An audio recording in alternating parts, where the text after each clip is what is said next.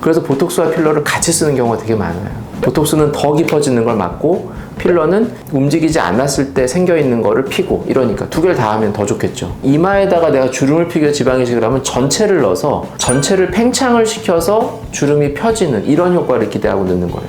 이마는 그런 식으로 넣어요. 필러도 물론 그런 식으로 다 넣을 수도 있지만, 필러는 그렇게도 할 수 있지만 정말 꺼져 보이는 주름에만 딱 놓을 수도 있어요. 그래서 이 이마의 주름을 펼 때는 이렇게 필러, 그 다음에 보톡스, 이거는 작용 기전이 좀 다르고, 필러와 지방 이식은 작용 기전은 같은데 입자 크기에 따라서 필러가 조금 더 세밀하게 주름 자체만 필 수 있다, 이제 이런 정도로 생각하시면 되고요. 좀 근본적으로 생각을 하면 이마의 주름이 왜 생기느냐, 이제 이것도 좀 생각을 해봐야 돼요.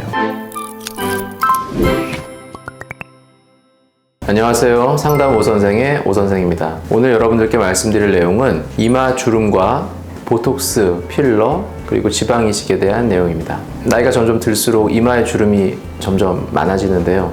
이마 주름을 해결하기 위해서 찾아오시는 분들이 많습니다. 그래서 오늘은 이마 주름을 해결하기 위한 방법으로 보톡스와 필러 그리고 지방 이식에 대해서 말씀드리고자 합니다. 영상 시청에 앞서 구독과 좋아요 부탁드립니다. 보톡스는 우리가 알다시피 근육을 마비시키는 주사죠. 그래서 보톡스를 놓으면 근육의 움직임이 없어지면서 그 근육이 움직일 때 생겼던 주름들이 펴지는 이제 그런 효과가 있는 건데, 이마 주름이 생기는 이유는 이마 근육은 이렇게 생겼어요.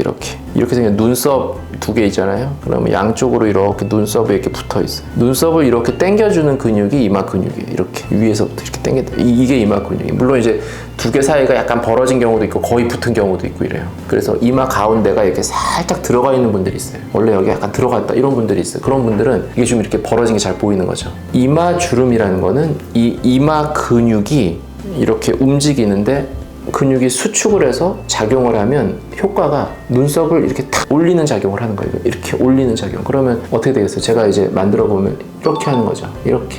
이게 이제 이마 근육이 이렇게 사용을 한 거죠. 이렇게 하면 눈썹이 올라가면서 근육이라는 게 수축을 하면 어떻게 되겠어요? 수축을 하니까 이렇게 아코디언 생각하면 쫙 펴져 있을 때가 이제 수축하기 전 상태에서, 수축을 하면 아코디언이 쫙 수축을 하면 쭈글쭈글쭈글하게 쫙 수축을 하겠죠. 그게 이제 근육이 쫙 수축하는, 근육이 작용하는 그런 상태거든요. 그러면 이마가 이렇게 눈을 힘을 쫙 빼고 쫙 펴져 있다가 눈썹을 탁 올리면 이마가 근육이 딱 작용하는 거잖아요. 이렇게 작용을 할 때 작용하는 방향의 수직 방향으로, 지금 이렇게 작용하죠. 눈썹이 이렇게 올라갈 때 그 수직 방향으로 주름이 생기는 거예요. 그게 이제 주름이 생기는 이유거든요. 그러면 이렇게 살면서 가로로 주름 생기죠. 이게 이마 주름이죠. 그러면 이 이마 주름을 생기는 거를 막는 게 보톡스죠. 보톡스를, 그러면 내가 여기 이렇게 근육이 있어요. 여기다 보톡스를 막 놔요. 그러면 내가 이렇게 하고 싶어도 못하죠. 마비가 됐으니까. 이게 이제 보톡스의 효과예요. 그러니까 내가 이마 주름을 생기는 걸 아예 막아버리는 거예요. 그게 보톡스의 효과라고 보시면 되고, 필러는 영어로 FILL 하면 채우는 거고, filler 하면 이제 채우는 것. 필러의 어떤 작용 기전은 이렇게 꺼져 있는 곳에 그 밑에다가 채우면 이렇게 부풀 거 아니에요. 부풀면서 이렇게 올라오겠죠. 그게 필러예요. 그러니까 보톡스랑 필러는 완전 다르죠. 작용 기전이, 보톡스는 근육이 움직이는 거를 못 움직이게 막는 거고, 필러는 그냥 꺼진 거를 채우는 거예요. 근육이 움직인 거와는 상관없어요. 그게 필러예요. 그러면 이마 주름이 이렇게 움직일 때만 생기고 뭐 안 움직일 때 안 생기는 이런 사람들도 있지만, 어떤 사람들은 그냥 가만히 있어도 이렇게 파여 보이는 사람들이 있어요. 주름이. 그건 어떤 경우냐면 이게 계속 이렇게 움직였어요. 그러다 보니까 젊을 때는 눈을 했다가 이렇게 딱 이렇게 하면 그냥 다시 탁 회복이 되고 쫙 주름이 안 생겼는데, 나이가 점점 들면서 이게 계속 접혔다가 펴졌다 이렇게 계속 하다 보니까 나중에는 안 접었는데도 그 자리가 그냥 주름이 그냥 새겨져 버린 거예요. 그런 경우에는 보톡스를 아무리 맞아도 내가 이거를 보톡스 맞으면 안 움직이죠. 안 움직이면 뭐예요? 이미 파여져 있어서 주름이 보이는데, 이거는 보톡스로는 안 되는 거죠. 여기에서부터는 안 되는 거죠. 물론 그런 상태도 보톡스를 맞는 게 의미는 있는 게, 새겨져 있어도 움직이면 더 많이 생기죠. 더 깊게.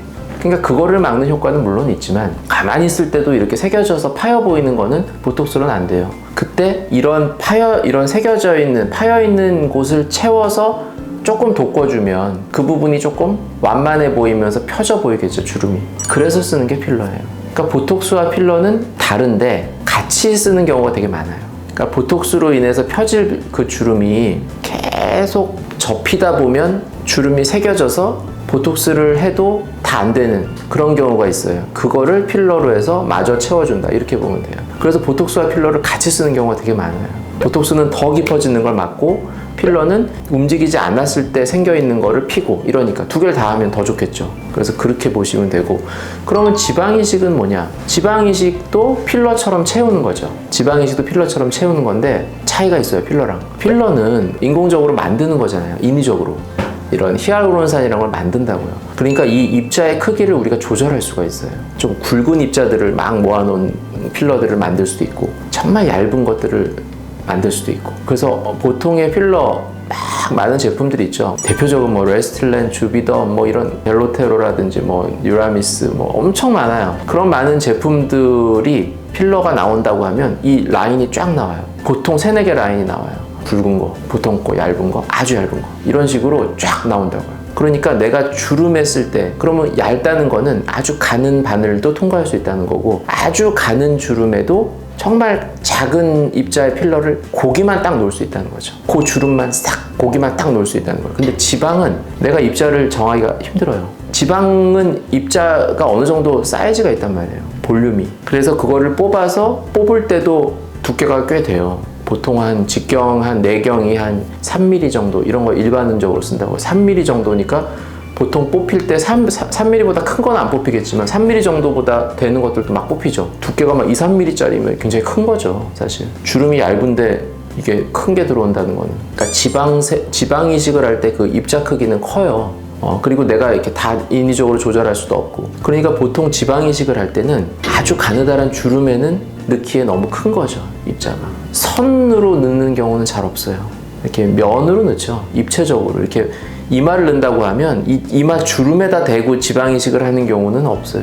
그러니까 쉽지가 않아요. 그건 큰 의미가 없고, 이마에다가 내가 주름을 피겨 지방 이식을 하면 전체를 넣어서 전체를 팽창을 시켜서 주름이 펴지는 이런 효과를 기대하고 넣는 거예요. 이마는 그런 식으로 넣어요. 필러도 물론 그런 식으로 다 넣을 수도 있지만, 필러는 그렇게도 할 수 있지만 정말 꺼져 보이는 주름에만 딱 놓을 수도 있어요. 그래서 필러는 이제 그런 주름 선에 내가 넣겠다. 어떤 볼륨, 뭐 내가 볼륨을 크게 하는 게 아니라 이 금에다가만 내가 딱 넣겠다. 이런 것도 가능하거든요. 그래서 이제 그런 차이가 좀 있다. 지방이식과 필러는. 물론 지방이식 중에서도 선 같은 거에 넣는 게 있죠. 이제 그걸 나노팻이라 그래서 지방 입자를 더 작게 만들어서 가공을 해서 만드는데, 그래도 지방의 특징은 작게 가공을 할수록 그 볼륨 효과는 좀 떨어지고, 그래도 아주 작게 가공하기는 또 힘들어요. 필러만큼은 안 돼요. 그래서 뭐 눈물 고랑이라든지 이런 데 눈 밑에 제가 이제 나노패드 사용하지만, 저도 이 주름 선에다가는 지방이식을 잘 안 해요. 거기는 이제 필러를 주로 쓴다고요. 근데 지방이식 전체적으로 볼륨을 채워서 이렇게 부풀려서 주름을 좀 피겠다, 이런 경우에는 사실 지방이식이 더 좋을 수도 있죠. 볼륨감을 좀 더 충분히 낼 수도 있고. 필러를 많이 쓰는 거에 대해서 약간 부담감은 있거든요. 필러는 아무래도 이물질이다 보니까 양도 많이 들어가야 되고, 그래서 그런 경우에는 이제 지방이식을 좀 쓸 수도 있죠.